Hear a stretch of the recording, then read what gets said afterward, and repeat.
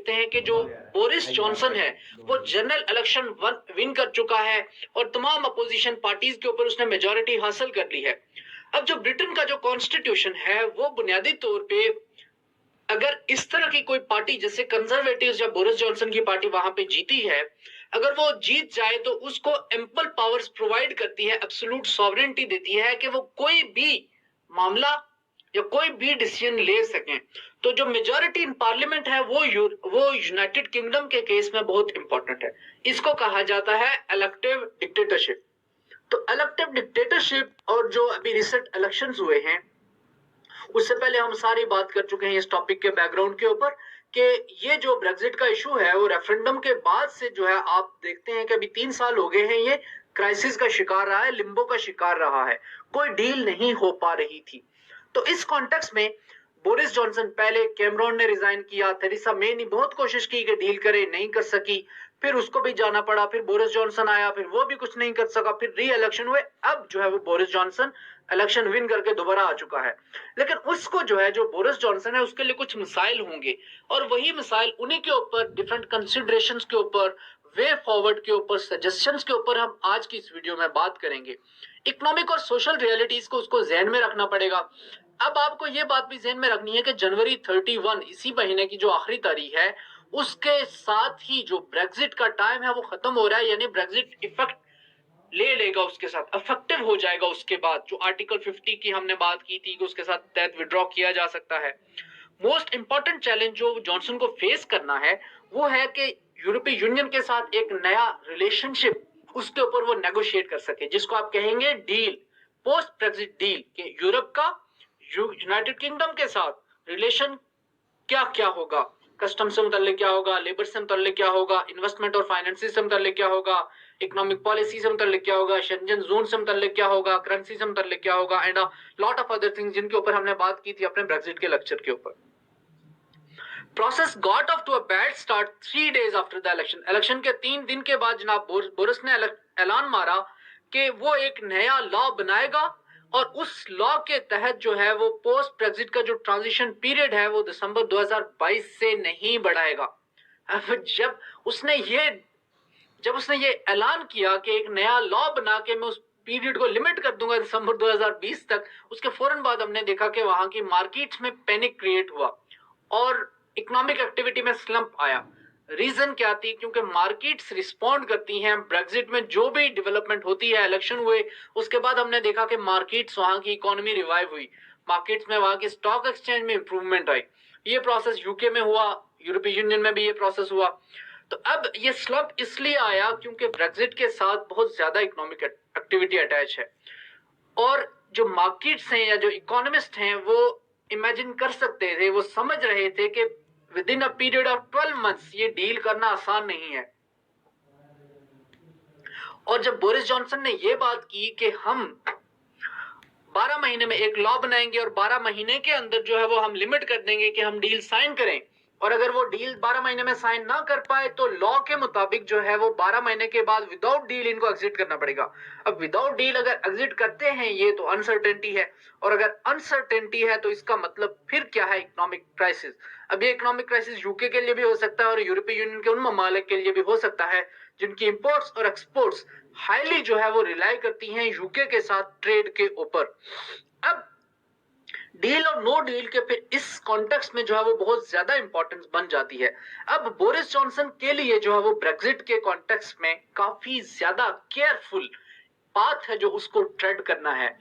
Boris की statement ने panic cause किया क्योंकि अनरियलिस्टिक डेडलाइन है और इसकी वजह से जो वो अनसर्टेनिटी बढ़ सकती है। अगर हम देखते हैं कि जॉनसन साहब अगर ऐसा लॉ पास करते हैं और उनके पास पार्लियामेंट में मेजॉरिटी है, वो ऐसा लॉ पास कर सकते हैं। मैंने बात की इलेक्टिव डिक्टेटरशिप की। It means he can repeal his negotiating deadline as easily through a law. तो वो अपनी नेगोशिएशन की जो डेडलाइन है उसको भी रिपील कर सकता है। Johnson needs to make negotiation process non controversial. ये इंपॉर्टेंट है। अभी जब हमने देखा जिस वजह से थेरेसा मे की गवर्नमेंट को घर जाना पड़ा, जिस वजह से बोरिस को इलेक्शंस की कॉल देनी पड़ी, वो रीजन यही थी कि यूरोपीय यूनियन के साथ ये लोग डील साइन नहीं कर पा रहे थे। अब इस तरह का अगर लॉ बना के या इस तरह के आप ऐलान करते हैं, इस तरह के आप प्रोनाउंसिएशंस या प्रोनाउंसमेंट्स करते फिरते हैं कि हम ये कर देंगे वो कर देंगे, क्योंकि बोरिस जॉनसन बहुत ज्यादा फाउल माउथड है, वो हादम रिजवी जैसा है, वहां का हादम रिजवी आप उसको समझ लें। तो इस तरह के जब आप डिसीजंस लेंगे तो फिर मार्केट्स उसको रिस्पॉन्ड करती हैं। और ब्रेक्सिट कोई एक मीनियल सा या कोई पेटी सा अफेयर नहीं है, एक बहुत बड़ी डेवलपमेंट है। ये शायद यूरोपीय यूनियन की जो इंटीग्रेशन की हिस्ट्री है उसकी सबसे बड़ी डेवलपमेंट है। इकोनॉमिक पर्सपेक्टिव में के ऊपर हम थोड़ी सी बात करते हैं। Recovery in business investment and consumer confidence is very important to collect additional tax revenues, क्योंकि ये अगर इन्वेस्टर्स जो है वो गवर्नमेंट के डिसीजंस के ऊपर जो है वो कॉन्फिडेंस शो करेंगे तो फिर उसकी वजह से रेवेन्यूज बढ़ेंगे, और रेवेन्यूज अगर बढ़ते हैं तो गवर्नमेंट ज्यादा स्पेंड कर सकेगी। अगर गवर्नमेंट ज्यादा स्पेंड कर सकेगी पब्लिक सर्विसेज के ऊपर तो गवर्नमेंट की परफॉर्मेंस इंप्रूव होगी। जब परफॉर्मेंस इंप्रूव होगी तो पब्लिक का कॉन्फिडेंस अगेन गवर्नमेंट में बढ़ेगा, तो स्टेबिलिटी होगी, सोशल स्टेबिलिटी होगी और इकोनॉमिक स्टेबिलिटी होगी, जिसकी वजह से जो कंजर्वेटिव्स हैं उनको अगले इलेक्शन में भी फायदा होगा। और ब्रिटेन में जो हमने देखा कि पिछले 2 साल से जो वहां पे पॉलिटिकल अनसर्टेनिटी रही है, इस तरह की अनसर्टेनिटी नहीं होगी, पॉपुलिस्ट का राइज भी नहीं होगा। Britain has to prove that fantastic Brexit deal, ये प्रॉमिस किया था जनाब हजरत मौलाना बोरिस जॉनसन साहब ने, really brings some economic dividends to Britain। Britain को प्रूव करना है कि ये जो डील होती है इसकी वजह से ब्रिटेन को कोई फायदा हो। अगर फायदा नहीं है तो फिर डील का मकसद ही फोत हो जाता है। क्योंकि ये क्यों करना चाहते हैं ब्रेक्सिट के पीछे रैशनल क्या था इसके ऊपर मैं बात कर चुका हूं, आपने उस कॉन्टेक्स्ट को भी ध्यान में रखना है। Avoidance of rupturing of economic relations between, इनके लिए इंपॉर्टेंट होगा कि यूरोप के साथ इनके रिलेशंस कंप्लीटली क्रैश ना हो। इकोनॉमिक अनसर्टेनिटी या जो पैनिक है उसकी वजह से इन्वेस्टमेंट्स कम होंगी और जिसकी वजह से ब्रिटेन को फाइनेंशियल क्राइसिस का सामना करना पड़ सकता है। जो कंटेंशियस इश्यूज हैं जैसे कि फाइनेंशियल सर्विसेज का मामला है, एग्रीकल्चर है या फिशिंग का है, इनको बाद में डिसाइड करना चाहिए। नेगोशिएशन के इनिशियल लेवल्स के ऊपर जो बोरिस जॉनसन की गवर्नमेंट को टैरिफ फ्री ट्रेड का जो मामला है मैन्युफैक्चरर्स से मुताल्लिक, इनको पहले टैरिफ के अफेयर को पहले डिसाइड करना चाहिए। ऐसे इश्यूज को पहले डिसाइड करना चाहिए, नेगोशिएट करना चाहिए जो आसानी से किए जा सकते हैं।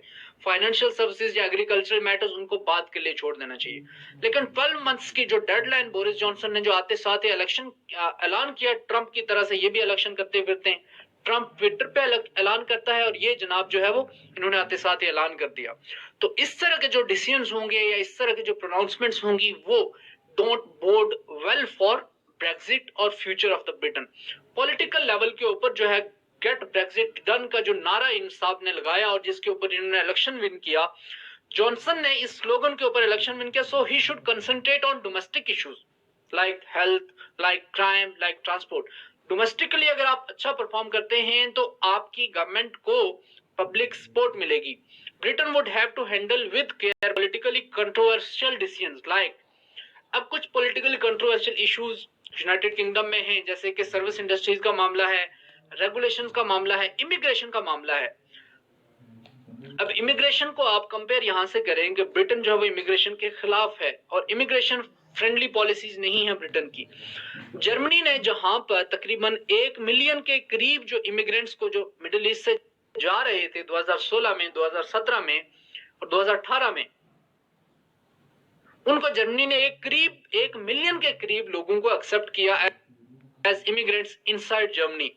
यूनाइटेड किंगडम में कोई 25,000 के करीब लोगों को एक्सेप्ट किया। तो इमिग्रेशन जो है वो यूके में एक बहुत कंटेंशियस इशू है। Johnson must strike a careful balance between realities and expectations from Brexit. ये बहुत इंपॉर्टेंट है।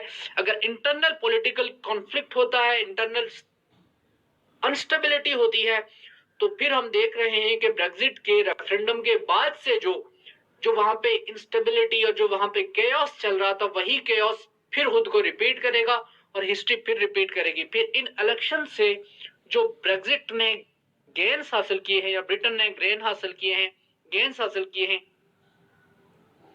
वो लॉन्ग लास्टिंग नहीं होंगे और ब्रिटेन ऐसी सूरत में फिर जो है वो इकोनॉमिक क्राइसिस का शिकार हो जाएगा।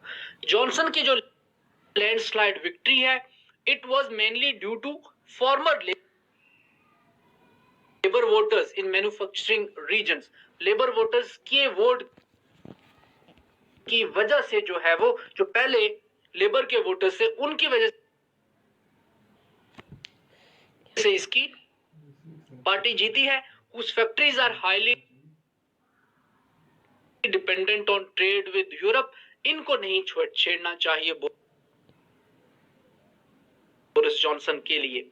If these regional economies are risked by a breakdown in European Union trade relations, अगर इनको रिस्क किया जाता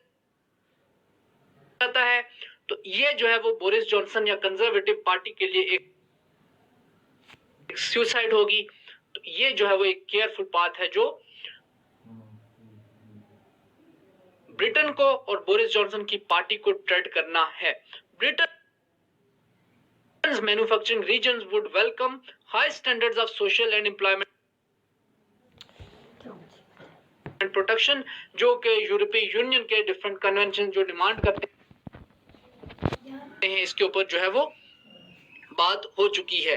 ये लेफ्ट साइड के ऊपर जो जनाब आपको नजर आ रहे हैं, ये है जनाब बोरिस जॉनसन साहब। सर्वाइवल ऑफ यूके के लिए अगेन ये बहुत ज्यादा इंपॉर्टेंट है। स्कॉटलैंड में हम देखते हैं कि जो रिसेंट इलेक्शंस हुए उसमें स्कॉटिश नेशनल पार्टी ने काफी इंप्रेसिव विक्ट्री हासिल की है। अब again it does not bode well for the integration of Britain, because Scottish National Party और स्कॉटलैंड में जो है इंडिपेंडेंस के रेफरेंडम की बातें चल रही हैं, और इवन वेल्स में और इवन लंदन में और जो न्यू इंग्लैंड है इनमें भी इवन ये जो स्कॉटिश नेशनल पार्टी या जो स्कॉटलैंड का जो इंडिपेंडेंस का रेफरेंडम है और इंडिपेंडेंस की जो वेव है, इसके लिए काफी ज्यादा मुसीबत ही बनाई हुई है, ज्यादा पॉजिटिव सेंटिमेंट है, काफी ज्यादा सपोर्ट है। तो अगर स्कॉटलैंड जो है, जस्ट इमेजिन कि एक इंडिपेंडेंस के रेफरेंडम में स्कॉटलैंड अगर डिसाइड करता है कि उन्होंने स्कॉटलैंड को एक अलग स्टेट के तौर पे जो है वो इंडिपेंडेंट कर लेना है या सेपरेट करना है, तो फिर जो है वो ब्रिटेन की जो पार्लियामेंट है वो मजबूर हो जाएगी कि वो स्कॉटलैंड को इंडिपेंडेंट स्टेटस अता कर दे और स्कॉटलैंड एक अलग कंट्री बन जाए। Weakening of pro Brexit unionist parties in northern Ireland, अभी जो रिसेंट इलेक्शंस हुए हैं उनमें जो ब्रेक्सिट की जो प्रो ब्रेक्सिट यूनियनिस्ट पार्टीज हैं वो कमजोर हुई हैं। अब नॉर्दर्न आयरलैंड का इशू भी जो है वो ब्रिटेन के लिए कंटेंशियस है, बिकॉज नॉर्दर्न आयरलैंड चाहता है कि वो यूरोपीय यूनियन की जो कस्टम्स यूनियन है उसका पार्ट रहे। ब्रेक्सिट के पीछे जो प्राइम मोटिवेटर था वो ये था कि कस्टम यूनियन को हमने छोड़ना है। लेकिन अगर आप रेफरेंडम देखें तो नॉर्दर्न आयरलैंड में जो रिमेनर्स थे उनकी सपोर्ट ज्यादा थी, उनका वोट ज्यादा था। लेकिन ओवरऑल चूंकि अगर आप यूके की बात करें तो ओवरऑल 52% ने लीव के हक में वोट दिया। तो इस वजह से जो है वो नॉर्दर्न आयरलैंड का और जो रेस्ट ऑफ द ब्रिटेन है उसके बॉर्डर का इशू बहुत इंपॉर्टेंट है, क्योंकि अगर आप बॉर्डर के ऊपर इमिग्रेशन कंट्रोल्स ले आते हैं, कस्टम कंट्रोल्स ले आते हैं, टैरिफ बैरियर्स ले आते हैं, तो ये वो चीज है जो कि नॉर्दर्न आयरलैंड अलाउ नहीं करेगा और नॉर्दर्न आयरलैंड की वहां की जो रीजनल पार्लियामेंट है वो इसके बहुत खिलाफ है। तो अब ये इशू जब तक ये रिजॉल्व नहीं कर पाते, ये एक और ट्रिकी इशू है जो कि ब्रेक्सिट की सूरत में रिजॉल्व करना होगा बोरिस जॉनसन की पार्टी को। If UK faces a financial crisis, तो नेक्स्ट जो स्कॉटिश पार्लियामेंट्री इलेक्शन होंगे 2021 में, उसमें जो है वो सेपरेशन भी हो सकती है। फिर जो है वो जॉनसन के लिए एक रेफरेंडम रजिस्ट करना पॉसिबल नहीं होगा स्कॉटिश इंडिपेंडेंस का। This might lead to a Catalonia style confrontation. Catalonia में आपने देखा कि क्या हुआ, किस तरह से स्पेन ने क्रैकडाउन किया चार्ल्स पुigdemont की गवर्नमेंट के ऊपर, और किस तरह से जो है वो कैटालोनियन क्राइसिस जो है वो अभी तक सिमर कर रहा है, वहां पे चीजें अभी तक जो है वो सेटल नहीं हुई। This might echo in northern Ireland, और यही बात जो नॉर्दर्न आयरलैंड में भी हो सकती है। फिर एक वक्त अगर यही बातें ऐसे होती रही तो एक वक्त ऐसा होगा कि जब ब्रिटेन के नाम पे सिर्फ लंदन को ही जो है वो दुनिया इंग्लैंड कहेगी या ब्रिटेन कहेगी या यूनाइटेड किंगडम कहेगी, फिर ना तो किंगडम रहेगा और ना ही ये यूनाइटेड रहेंगे। इसी के साथ मैं इस टॉपिक को क्लोज करता हूं। आपके लिए असाइनमेंट क्वेश्चन है, analyse the impacts of a no deal on future of Brexit and Britain. Nice weekend, से जल्द मुलाकात होती है। अल्लाह हाफिज।